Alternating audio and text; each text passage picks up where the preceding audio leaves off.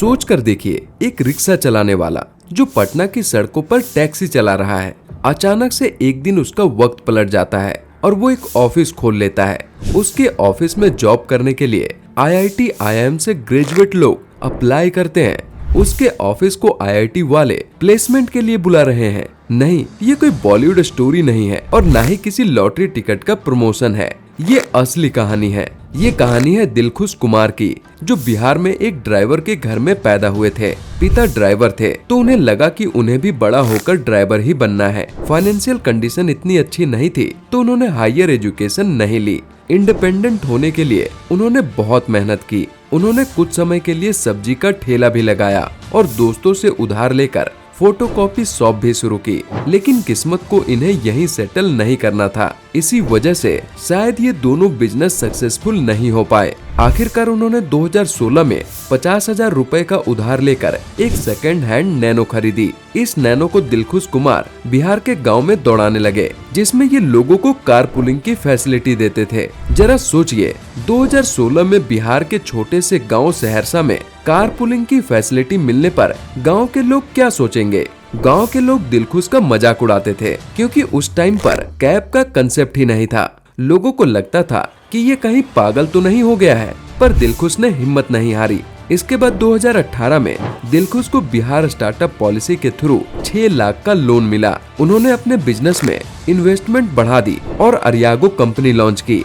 ये एक app based platform था, जिसके लिए दिलखुश ने डेवलपर हायर किया और कहे तो एक गौशाला के ऑफिस से शुरू हुई कंपनी के साथ 500 से ज्यादा ड्राइवर जुड़ गए। अरियागो के रिपोर्ट को देखे तो ये कंपनी 2021 तक 80 लाख का रिवेन्यू एक महीने में कमा रही थी, जिसमें 6 से 8 लाख रुपए दिलखुश कुमार का कमीशन होता था।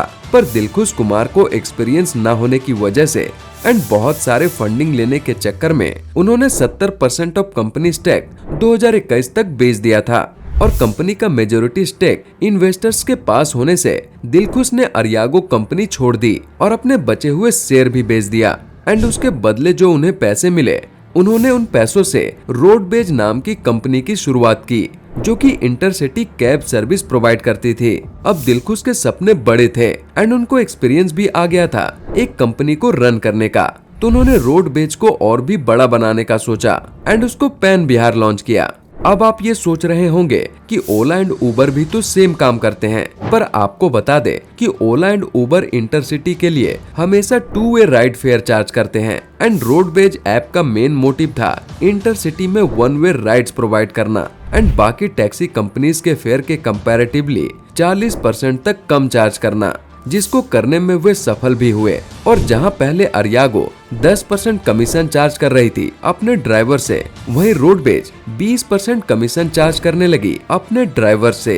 एंड साथ ही रोडबेज अपने ड्राइवर्स को 45,000 रुपए का मिनिमम रेवेन्यू गारंटी करती है, वो भी हर मंथ। इसके साथ साथ रोडबेज कंपनी में हर एक पैसेंजर को एक डेडिकेटेड कैप्टन असाइन किया जाता है, जो कि पैसेंजर का हाल समाचार पूछता रहता है हर कुछ टाइम में, जिसमें कस्टमर का एक्सपीरियंस और भी अच्छा हो जाता है। एंड रोडबेज कंपनी के साथ कस्टमर काफी लंबे टाइम के लिए जुड़े रहते हैं। एंड रोडबेज कंपनी की पॉलिसी है, अगर आपने एक बार कैब बुक कर ली एंड उसके बाद अगर ड्राइवर ने किसी कारणवश भी बुकिंग कैंसिल कर दी, तो कंपनी कुछ भी करके टाइम पर कहीं से भी टैक्सी भेजेगी और इन केस नहीं भेज पाते तो कंपनसेशन के तौर पर फ्लाइट की टिकट देते हैं। हालांकि ये काफी बड़ी कमिटमेंट है किसी भी कंपनी के लिए, बट रोडबेज को आउट ऑफ 10,000 राइड्स अभी तक बस एक ही फ्लाइट टिकट वर्थ ₹6,000 स्पेंड करना पड़ा है, जिससे ये साफ पता लगता है कि कंपनी ऑपरेशंस में बहुत एफिशिएंट है एंड अपने कमिटमेंट के भी पक्के हैं। साथ ही साथ ऐसे स्कीम्स जब कस्टमर सुनते हैं,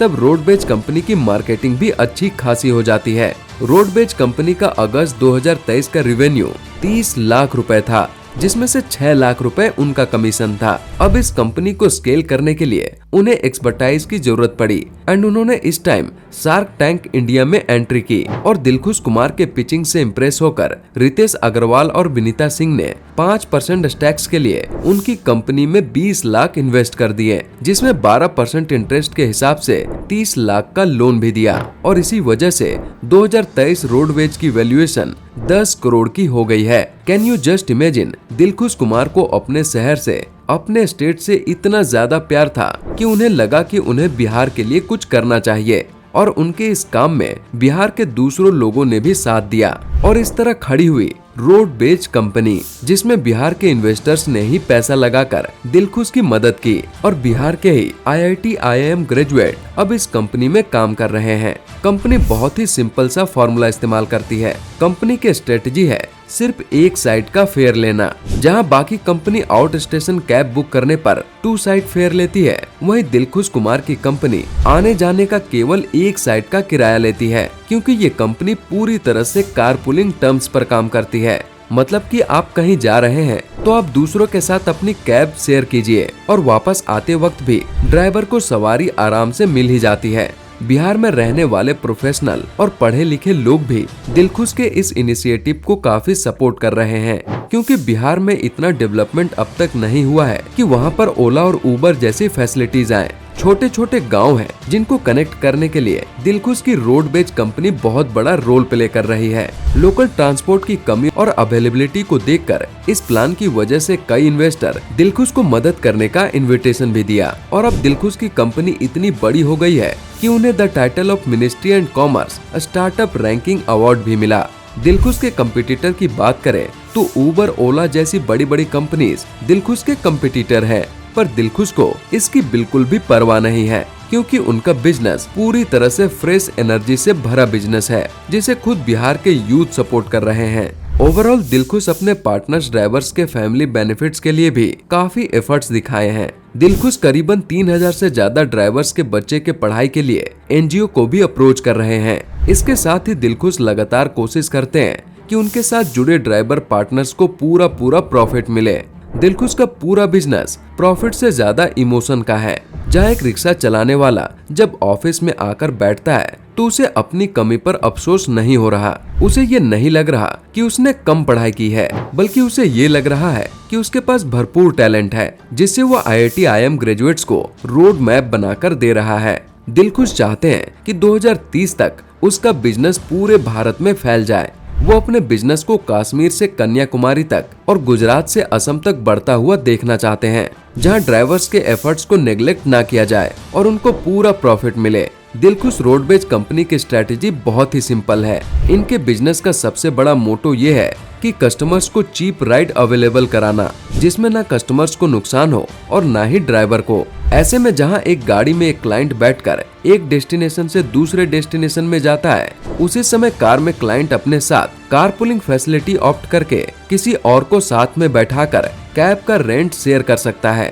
ऐसा करने से क्लाइंट के जेब पर भी भार नहीं पड़ेगा और ड्राइवर को भी आसानी होगी। वहीं जब ड्राइवर एक साइड का फेयर लेकर रिटर्न में कार खाली लेकर आ रहा होता है, तब एल्गोरिदम का यूज कर उसी रेडियस के दूसरे सवारी को ऐप में डेटा शो हो जाता है और ड्राइवर के पास फिर से वापसी के टाइम पर कस्टमर अलर्ट कर दिए जाते हैं, जिससे कि कैब कभी भी खाली नहीं आती। तो सोचिए, पेट्रोल उतना ही लग रहा है एंड क्लाइंट अपने कैब शेयर करके पैसे सेव कर रहे हैं। तो न ड्राइवर का नुकसान और क्लाइंट का तो फायदा ही फायदा, जिसमें से 20% दिलखुश की कंपनी को मिलता है। तो और लार्जर सिनेरियो में कंपनी के साथ 3000 से ज्यादा ड्राइवर काम कर रहे हैं। रोज 150 से लेकर 700 से भी ज्यादा राइड, तो जिसमें क्लाइंट, ड्राइवर, कंपनी तीनों को फायदा हो रहा है। लॉन्ग टर्म में देखें तो ये प्लान स्टार्टअप का इकोसिस्टम प्लान है। वहीं दिलखुश की फ्यूचर पॉलिसी देखें तो दिलखुश 2030 तक इस बिजनेस को 200 करोड़ टर्नओवर का बिजनेस बनाना चाहते हैं। सोचिए, सेकंड हैंड नैनो से शुरू किया गया बिजनेस, जिसका ऑफिस गौशाला में बनाया गया था, अब उनके पास में रोडवेज जैसी बड़ी कंपनी है, जिसमें फाइनेंसर और इन्वेस्टर इन्वेस्ट करने के लिए तैयार बैठे हैं। ऐसे ही फ्यूचर प्लान्स की जरूरत तो भारत को है, जहां खुद का स्टार्टअप शुरू कर long term benefit youth earn कर सके। जब दिलखुश ने रोडवेज बिजनेस की शुरुआत की, तब इनकी सबसे बड़ी मदद टेक्नोलॉजी डेवलपर निर्भय ने की थी। निर्भय ने रोडवेज के एल्गोरिदम और ऐप डिजाइन किए, जिसके लिए उन्होंने कोई चार्ज नहीं लिया। और रोडवेज में दिलखुश के कजन सिद्धार्थ शंकर झा ने, जो कि रोडवेज के को फाउंडर हैं, उन्होंने दिलखुश का साथ देने के लिए अपना जॉब छोड़ दिया। इसके बाद रोडवेज के एक और इन्वेस्टर अरविंद झा ने रोडवेज पर भरोसा कर इसमें 30 लाख इन्वेस्ट किए और फ्यूचर में उम्मीद है कि ऐसे ही ढेर सारे इन्वेस्टर मिलकर रोडवेज को और आगे लेके जाएंगे। एक लड़का जो रिक्शा चलाता था, उसने अपने खुद के ऑफिस का सपना देखा जो ऐसे सच होगा, ये तो खुद दिलखुश कुमार ने भी नहीं सोचा होगा। हालांकि ये बिजनेस थोड़ा सा रिस्की जरूर है, जिसमें इन्वेस्टमेंट की भरपूर जरूरत होती है, वहीं एक्सपीरियंस भी अच्छा खासा चाहिए। हालांकि मार्केट में बढ़ते हुए कंपटीशन को देखते हुए फ्यूचर में ऐसे और भी स्टार्टअप शुरू होने की उम्मीद है, जिससे मार्केट में कंपटीशन और ज्यादा बढ़ जाएगी और जो सबसे कम फेयर ऑफर करेगा वही कंपनी आगे बढ़ेगी। पर सबसे कम फेयर ऑफर करना मतलब अपने पैर पर कुल्हाड़ी मारना है। अब लॉन्ग टर्म में मार्केट में क्या हो रहा है ये तो वक्त ही बताएगा, पर फिलहाल 2024 के सिनेरियो को देखते हुए यही लग रहा है कि ये बिजनेस रिस्की हो सकता है। तो दोस्तों, आपने देखा कि सपने भी सच होते हैं अगर हिम्मत और लगन से काम किया जाए। अगर आपको भी दिलखुश कुमार की ये स्टोरी इंस्पायरिंग लगी तो हमारे इस चैनल को लाइक, शेयर और सब्सक्राइब जरूर कीजिए। Thank you for watching.